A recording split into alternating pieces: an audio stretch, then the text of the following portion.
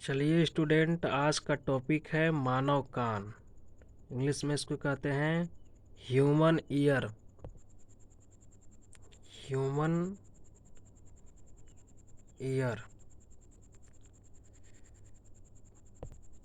तो आज हम लोगों को मानव कान के बारे में जानना है। तो चलिए, वीडियो शुरू करने से पहले मैं आप लोगों से आग्रह करता हूं कि जो हमारे चैनल को सब्सक्राइब नहीं किया है, सब्सक्राइब कर ले ताकि आने वाला अगला वीडियो आपको आसानी से मिल सके। तो ये है मानव कान और इसके बारे में हम लोग को अध्ययन करना है। सबसे पहले तो जानेंगे कि मानव कान जो होता है वो 3 भागों में बटा होता है। कौन कौन से? तो पहला होता है बाहरी, जो ये आपको बाहर से पूरा दिखाई देता है, ये पूरा भाग बाहर से दिखाई देता है। दूसरा होता है कर्णनाल, जो यहाँ से निकलता है, यहाँ से निकलता है, यहाँ से देखिए ये आंतरिक भाग है, यहीं से निकलता है, ऐसे ऐसे निकल जाता है ये आंतरिक भाग। और इसके बाद आता है ये आंतरिक भाग, टोटल आंतरिक भाग में आता है, बट इसको हम 3 भागों में बांटते हैं। पहला तो आ गया बाहरी कान, दूसरा हो गया मध्य भाग। देखिए यहाँ पे मध्य भाग दिखाई दे रहा है, ये आगे की तरफ बढ़ेंगे तो मध्य भाग दिखाएगा। और लास्ट में होता है आंतरिक भाग, जो मस्तिष्क से जुड़ा होता है। ये होता है आंतरिक भाग जो मस्तिष्क से जुड़ा होता है। तो हम लोगों को ऐसे स्टडी आज करना है, बहुत ही अच्छे तरीके से बताने वाला हूँ। आप लोग पूरा अंत तक, वीडियो तक बने रहिए। वीडियो के अंत तक बने रहना है, धैर्य रखना है। जो आप लोगों को आज बहुत ही अच्छे तरीका से मानव कान के बारे में बताने वाला हूँ, एकदम समझ में आ जाएगा। मेरा विश्वास है कि एकदम समझ में आएगा। जो मैं समझाऊंगा एकदम क्लियर समझाऊंगा, आपको थोड़ा भी दिक्कत नहीं होगा। एक बार वीडियो देखने से, पर पूरा वीडियो देखना होगा। एक बार पूरा वीडियो देखने से आप लोगों को मानव कान के बारे में अच्छी तरह से जानकारी मिल जाएगी। तो चलिए आगे की तरफ हम लोग बढ़ते हैं। मानव कान मानव के कपाल या सिर के दोनों तरफ पाई जाने वाली शंखनुमा घुमावदार रचना है। तो ये जो कान की जो रचना है, ये जो संरचना जो आपको दिखाई दे रहा है, जो ये फिगर दिखाई दे रहा है, ये मानव के कपाल अर्थात सिर के दोनों तरफ पाया जाता है। एक इधर पाया जाता है और एक इधर पाया जाता है।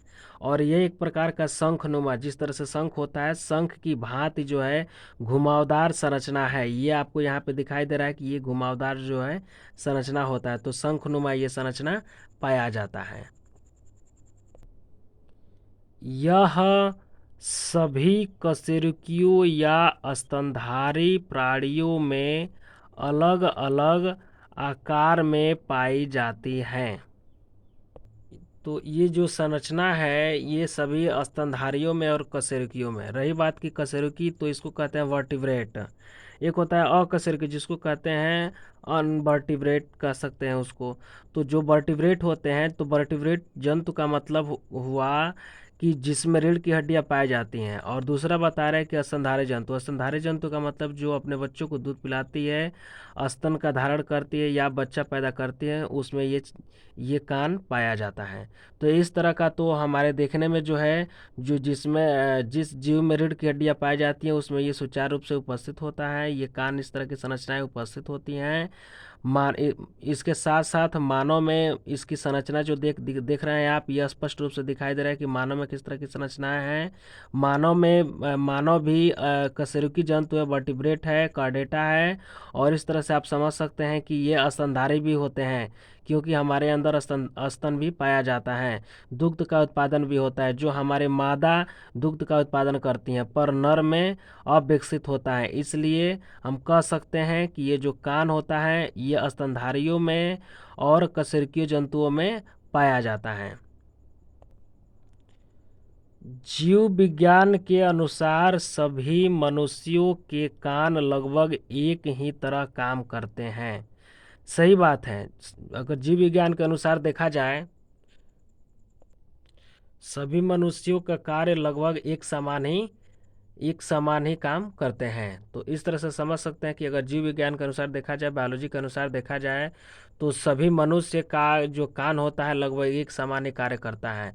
बट इसकी जो बनावट होती है, जो संरचना होती है, थोड़ा सा डिफरेंस होती है। प्रत्येक जो मनुष्य के जो सदस्य होते हैं उनमें जो है थोड़ा बहुत इधर उधर कान का अंतर होता है, छोटा बड़ा थोड़ा लंबा, मोटा, इस तरह से जो है कुछ अंतर होता है, पर कार्य उसका एक समान ही होता है। किसके अनुसार? तो जीव विज्ञान अर्थात बायोलॉजी के अनुसार।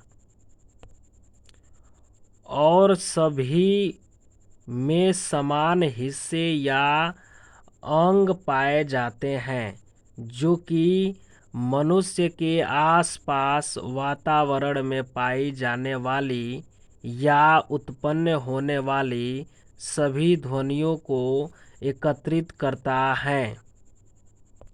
तो सभी मनुष्य सदस्यों के जो कान होते हैं वो रचना और संरचना एक समान होते हैं, जिसमें जो अंग एक मनुष्य में पाया जाता है दूसरे मनुष्य में भी कान में संरचना उतना ही पाया जाता है। जैसे कि बाहरी कान, आंतरिक भाग और मध्य भाग जो है तीनों पाए जाते हैं। बट थोड़ी सी बात है कि मनुष्य के कान जो होते हैं, जो उसकी आकार होते हैं, जो शेप होता है, वो थोड़ा अलग अलग हो जाता है। ये आनुवंशिक लक्षणों के कारण होता है।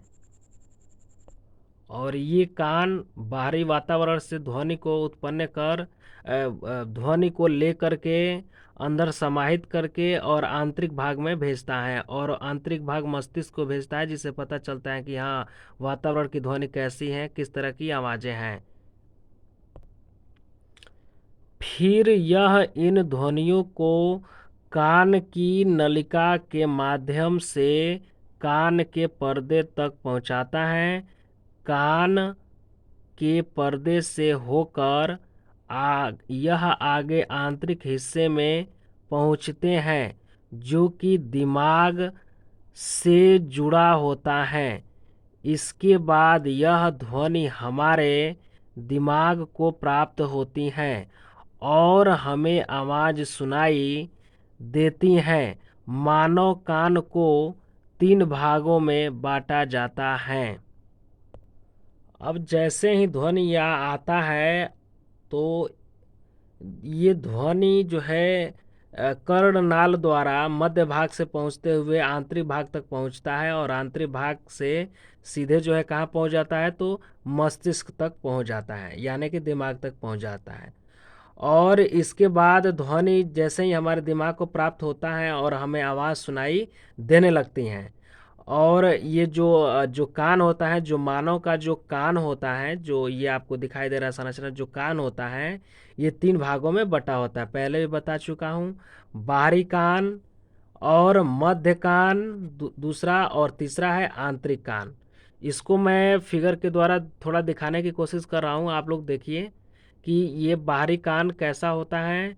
तो बाहरी कान तो आपको दिखाई दे रहा है, पर मध्य कान कैसा होता है और आंतरिक कान कैसा होता है, और इसमें कौन कौन से अंग आते हैं, मैं एक एक करके आपको एकदम विधिवत समझाने वाला हूँ। आप कभी जिंदगी में नहीं भूलेंगे, तो आप वीडियो के अंत तक बने रहिएगा। तो यहाँ पे देख पा रहे हैं आप लोग कि ये जो कान है, अभी जो मैं दिखा रहा था, ये कान है। और यहाँ से आंतरिक भाग चालू हो जाता है। बट यहाँ पर थोड़ा सा ध्यान देना होगा कि ये देखिए, यहाँ आंतरिक भाग यहाँ से चालू हो जाता है। बट थोड़ा सा ध्यान देना होगा कि ये यहाँ से लेकर के यहाँ तक के भागों को हम मध्य भाग कहते हैं। देखिए दिखाई दे रहा है यहाँ से ये पर्दा है, ये जो है कर्ण नाल है, ये बाय है। इसी के द्वारा ध्वनि आगे की तरफ जो है ये कर्ण पटही झिल्ली यानी कि मेम्ब्रेन तक पहुंचता है।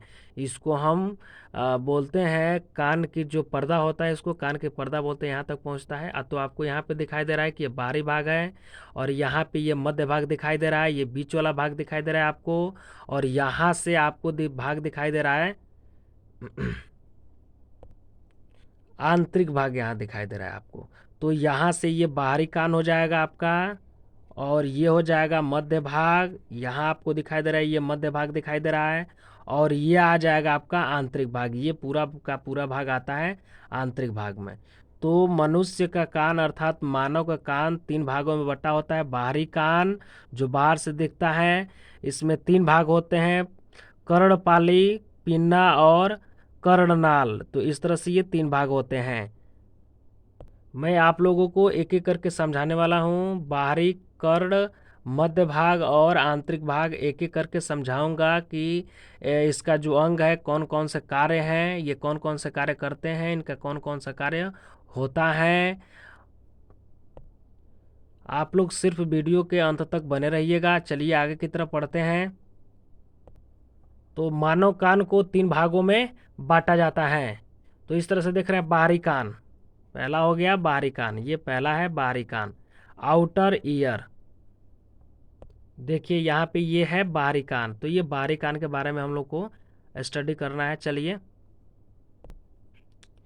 यह नरम मुलायम ऊतकों का और रोमकूपों से ढका हुआ भाग होता है, जिसे हम बाहरी कान या पिन्ना कहते हैं।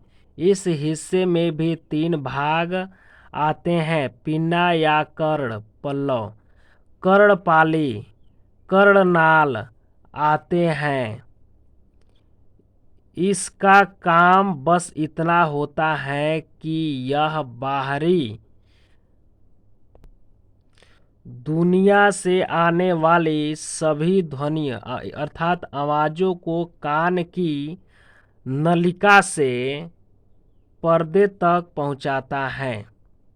तो ये है बाहरी कान। तो बाहरी कान में 3 भाग आते हैं। कौन कौन से आते हैं?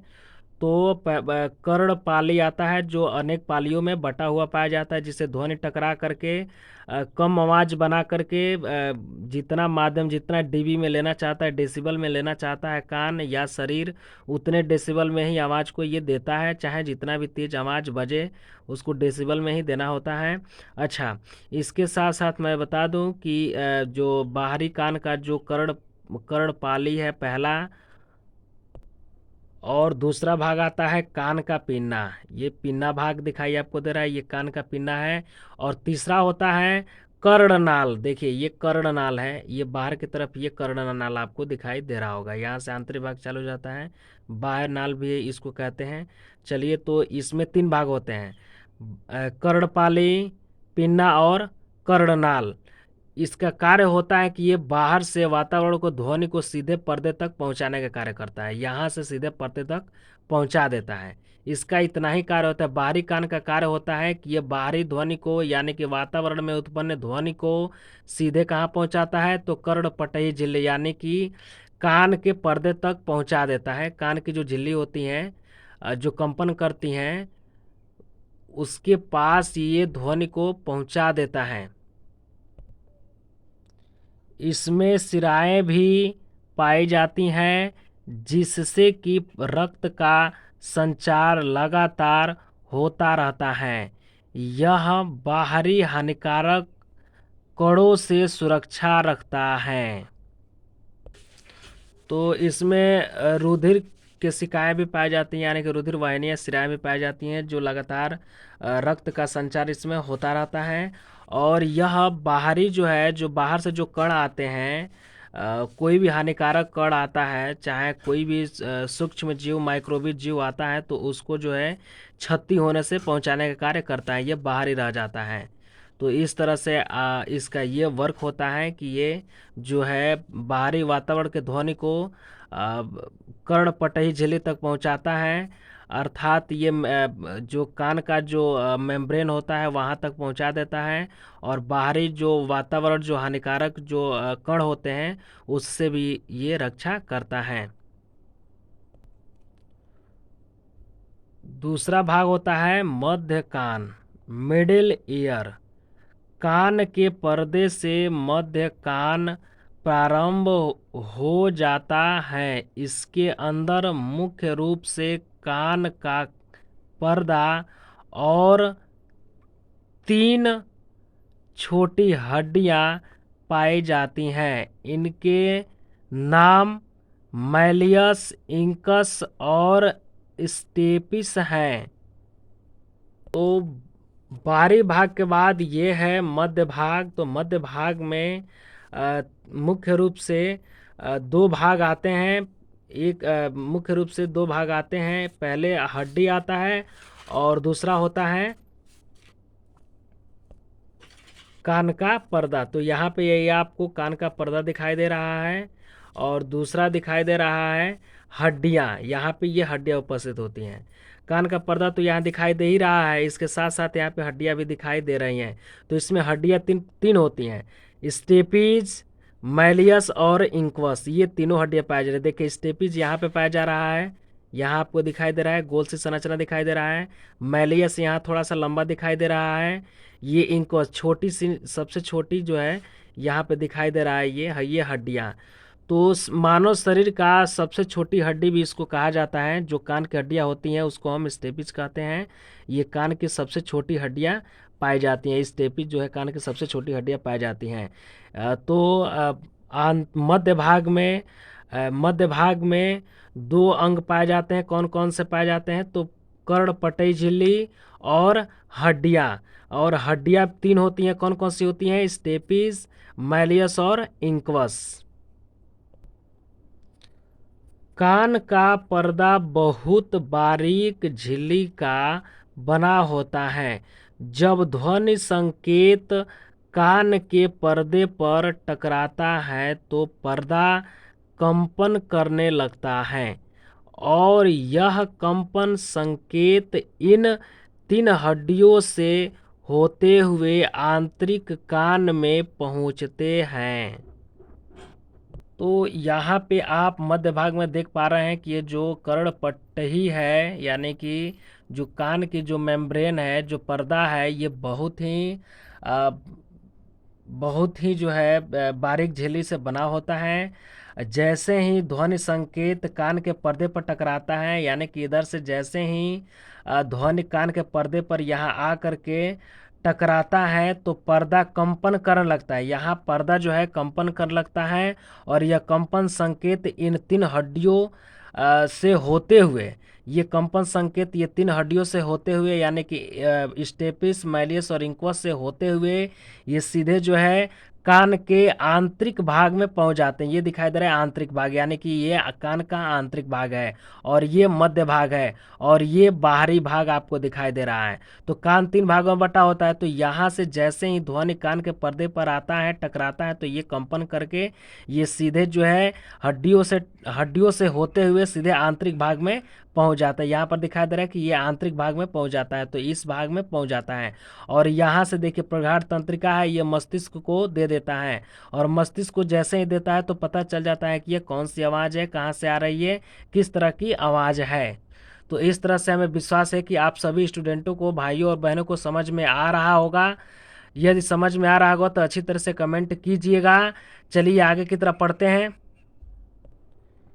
तीसरा है आंतरिक कान। अब ध्वनि आंतरिक कान में जाता है तो किस तरह का आभास होता है और क्या होता है आंतरिक कान, इसके बारे में थोड़ा हम लोगों को अध्ययन करना है। चलिए पढ़ते हैं। आंतरिक कान को लेबिरिंथ भी कहते हैं। इसमें इसमें द्रव भरा होता है। यह मध्य कान से आने वाली कंपन संकेतों को तंत्रिका यानी कि नर्वस संकेत में बदल देता है, जो आगे श्रवण तंत्रिका से होते हुए विद्युत संकेतों में परिवर्तित होकर दिमाग तक पहुंचते हैं।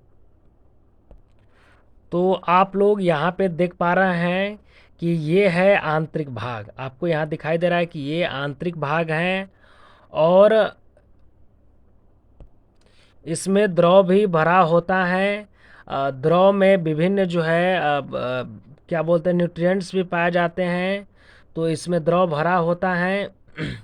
यह मध्य कान से आने वाली, यानी कि जब बाहर से मध्य कान में आता है ध्वनि, और मध्य कान से जब आंतरिक कान में जब ध्वनि आता है तो ध्वनि का जो संकेत, जो कंपन होता है, वो तंत्रिका संकेत में बदल जाता है, यानी कि तंत्रिका में ये बदल जाता है, यानी कि संवेदी अंग में बदल जाता है, और संवेदी अंग सीधे मस्तिष्क तक पहुंचा देता है। तब पता चल जाता है कि हाँ वास्तव में ये किस चीज़ की ध्वनि है, क्या है, कितने तेज है, कितना कम है। तो इस तरह से परिवर्तित होते हुए ये दिमाग की तरफ, प्रगाढ़ तंत्रिका से द्वारा दिमाग की तरफ ये पहुंच जाता है।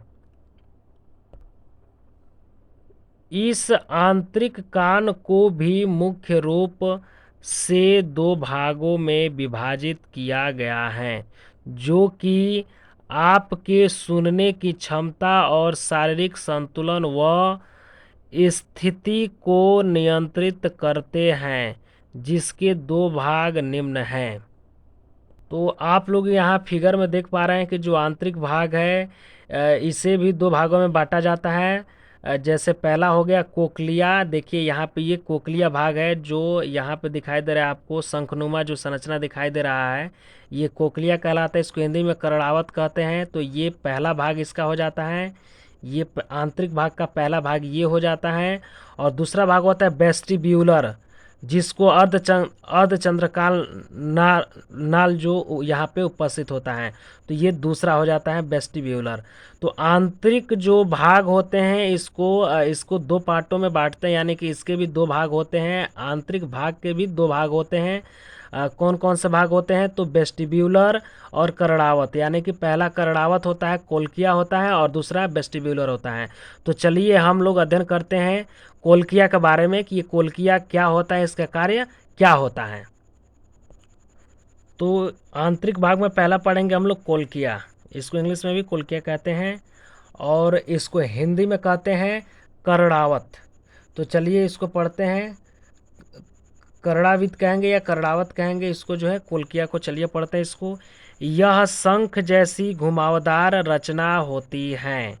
इसमें बहुत सी छोटी बाल जैसी कोशिकाएं होती हैं जो आवाज़ के कंपन के अनुसार हिलती हैं। यह हिस्सा वेस्टिबुलो कोक्लियर, इंग्लिश में भी वेस्टिब्यूलर कोक्लियर तंत्रिका या कान की नस के एक भाग से जुड़ी होती है, जिसे कोक्लियर यानी कि करड़ावत तंत्रिका कहते हैं। देखिए ये है कोक्लिया भाग, ये कोक्लिया भाग। और अभी अभी बताया गया है आपको कि ये शंखनुमा संरचना होता है। यहाँ दिखाई दे रहा है आपको कि शंख जैसी घुमावदार रचना इसकी होती हैं। इसमें बहुत सी छोटी बाल जैसी कोशिकाएं इसमें पाई जाती हैं, बहुत छोटी छोटी अंदर पाई जाती हैं। और यह हिस्सा जो होता है वो वेस्टिब्यूलर कोक्लियर तंत्रिका कान की नस से या किसी से भी यहाँ पे या जो कोक्लियर करड़ावत तंत्रिका कहते हैं, यानी कि ये करड़ावत तंत्रिका है, इसी से ये जुड़ा होता है। तो करड़ावत तंत्रिका से ये जुड़ा होता है, या फिर इसको कह सकते हैं कोक्ली वेस्टिब्यूलर कोक्लियर इसको कह सकते हैं। जिस हिस्सा से जुड़ता है उसको हम वेस्टिब्यूलो कोक्लियर कहते हैं। तो यहाँ पर ये करड़ावत तंत्रिका से जुड़ा हुआ है। तो करड़ावत तंत्रिका को हम करड़ावत तंत्रिका को क्या कहेंगे? तो कोक्लियर तंत्रिका कहेंगे। तो इसको हम कोक्लियर तंत्रिका भी कह सकते हैं, क्योंकि ये कोक्लियर से ये जुड़ा हुआ पाया जाता है। यह मध्य कान से आने वाले परिवर्तित ध्वनि संकेतों को मस्तिष्क तक भेजती हैं और हम ध्वनि सुनने का एहसास प्राप्त करते हैं। इस भाग को कोई क्षति पहुंचने पर सुनने में समस्या भी हो सकती है। तो इस तरह से कह सकते हैं कि जो कोक्लिया का जो कार्य होता है, जो कोक्लिया करड़ावत कोक्लिया का जो कार्य होता है, यह मध्य कान से, यहाँ से देखिए ये मध्य कान से जो है, जैसे ही ध्वनि परिवर्तित ध्वनि संकेतों को, यानी कि कम ध्वनि को, ज़्यादा ध्वनि से कम ध्वनि को, यानी कि परिवर्तित ध्वनि को क्या करती है कि ये मस्तिष्क को भेजती हैं। तो मस्तिष्क को जैसे ही प्राप्त होता है, यहाँ से देखिए ये जो भाग होती हैं ये मस्तिष्क को भेजती है, करड़ावत तंत्रिका द्वारा मस्तिष्क को भेजती हैं। और इस तरह से हम ध्वनि को सुनने का एहसास प्राप्त करते हैं। जैसे हमको ऐसा लगता है कि हाँ हमें कुछ सुनाई दे रहा है। तो इस भाग की यदि कोई भी क्षति अगर पहुंच जाए, ये जो भाग आपको दिखाई दे, करड़ावत जो भाग दिखाई दे रहा है, अगर इसकी थोड़ी सी भी अगर क्षति पहुंचती है, थोड़ा सा इसमें दिक्कत आता है, तो हमें सुनने की समस्या भी हो सकती है। इस तरह से हमको सुनाई नहीं देगा। यहाँ तक तो आवाज़ पहुँचेगा, लेकिन रेखावत करड़ावत तंत्रिका यानी कि कोल्किया यहाँ पे ये कार्य नहीं करेगा। जब ये कार्य नहीं करेगा तो हमें सुनाई नहीं देगा। यहाँ जब कार्य नहीं होगा तो करड़ावत तंत्रिका कुछ नहीं भेजेगा। जब कुछ नहीं भेजेगा तो यहाँ पे हमको सुनाई ही नहीं देगा। तो इस तरह से अगर करड़ावत यानी कि कोक्लिया भाग में कोई भी समस्या अगर आती है, अगर क्षति इसकी पहुँचती है, तो हमें सुनने में समस्या हो सकती है। तो चलिए अब हम लोग पढ़ेंगे दूसरे भाग के बारे में पढ़ेंगे। दूसरा भाग क्या होता है? वेस्टिब्यूलर। तो चलिए पढ़ते हैं। तो जो आंतरिक भाग होता है उसका दूसरा जो भाग होता है उसको कहते हैं वेस्टिब्यूल या वेस्टिब्यूलर। इंग्लिश में भी कहते हैं वेस्टिब्यूल, या हिंदी में कह सकते हैं इसको वेस्टिब्यूले। इसको वेस्टिब्यूले भी कह सकते हैं या वेस्टिब्यूल भी कह सकते हैं। चलिए इसका अध्ययन करते हैं।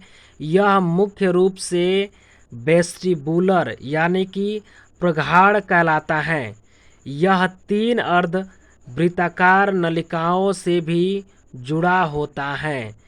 यह दोनों मिलकर आपके शरीर के संतुलन और स्थिति की जानकारी वेस्टिब्यूलोकोक्लियर तंत्रिका के दूसरे भाग प्रगाढ़ तंत्रिका यानी कि वेस्टिबुलर नर्व द्वारा आपके दिमाग तक पहुंचाते हैं, जिससे दिमाग को यह ज्ञान होता है कि आप चल रहे हैं, बैठे या लेटे हैं।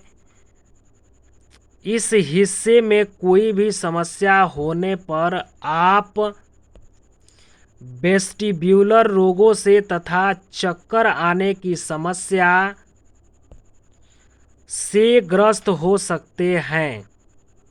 तो आप यहाँ पे देख पा रहे हैं कि ये वेस्टिब्यूलर जो है आंतरिक भाग का दूसरा जो पार्ट आपको यहाँ दिखाई दे रहा है, यहाँ पे वेस्टिब्यूलर। इसको हम प्रगाढ़ भी कहते हैं, इसको हिंदी में प्रगाढ़ भी कहते हैं। यह जो है 3 वृत्ताकार नलिकाओं से बना होता है। देखिए 1, 2 और 3 वृत्ताकार नलिकाओं से बना होता है। नलिकाओं से जुड़ा भी होता है और इसके 3 भाग भी होते हैं। ये पहला, दूसरा और तीसरा ये अर्धवृत्ताकार का भाग होता है। यहाँ पर ये प्रगाढ़ तंत्रिकाएं पाई जाती है, ये इसी का भाग होता है। यहाँ पर आपको दिखाई दे रहा है। तो ये दोनों, पहला जो अर्धवृत्ताकार जो नाल होती है पहला, और दूसरा होता है प्रगाढ़ तंत्रिका। ये दोनों जो है मिल करके शरीर के संतुलन को, स्थिति को बनाए रखते हैं। और ये मध्य भाग यानी कि आंतरिक भाग में, मध्य भाग से आंतरिक भाग में आए जो है परिवर्तित क्या बोलते हैं, आवाज़ों को या ध्वनि को दूसरे भाग प्रगाढ़ तंत्रिका द्वारा जो है दिमाग तक पहुंचाए जाते हैं। जैसे कि ये पहला भाग ये हो गया, पहला इसका अर्धवृत्ताकार नाल है, और दूसरा भाग है प्रगाढ़ तंत्रिका। तो प्रगाढ़ तंत्रिका के द्वारा ध्वनि को पहुंचाया जाता है, दिमाग तक पहुंचाया जाता है, जिससे दिमाग को ज्ञान होता है। और ज्ञान होते ही हमें पता चल जाता है कि बैठे हैं, लेटे हैं, या फिर चल रहे हैं, या फिर कोई कार्य कर रहे हैं, या खेल रहे हैं, दौड़ रहे हैं, किस तरह की आवाज़ आ रही है। इस तरह से हमको ये पता चलता है और हमें एहसास होने लगता है।